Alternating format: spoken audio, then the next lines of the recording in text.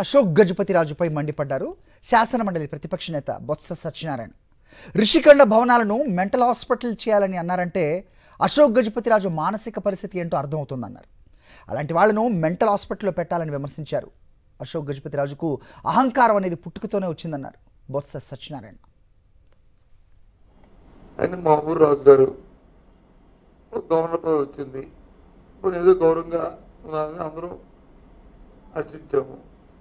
బయట బయట వెళ్ళకపోయినా గవర్నర్ బయట హర్షించాము.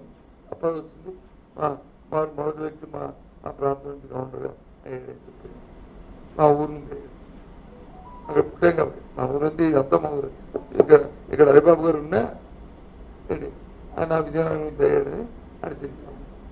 కానీ అటువంటి వ్యక్తులు మెంటల్ హాస్పిటల్, ఎందుకంటే ఆ మెంటల్ అతని మెంటల్ స్టెబిలిటీ ఏంటో ఆయనతో ఆలోచన ఏంటో ఆ మాటలు బట్టి తెలుస్తుంది.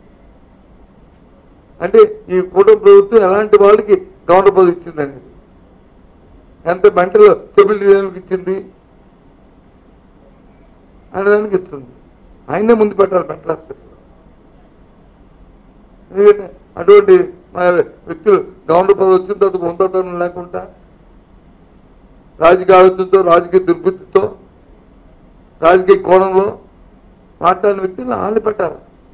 ఆయన వ్యక్తిత్వాన్ని వాళ్ళ ఆలోచన అంతే అహంభావం, అహంకారం అవి పుట్టుతో వచ్చిన పుట్టుకతో పోవాలి. అహంభావం, అహంకారం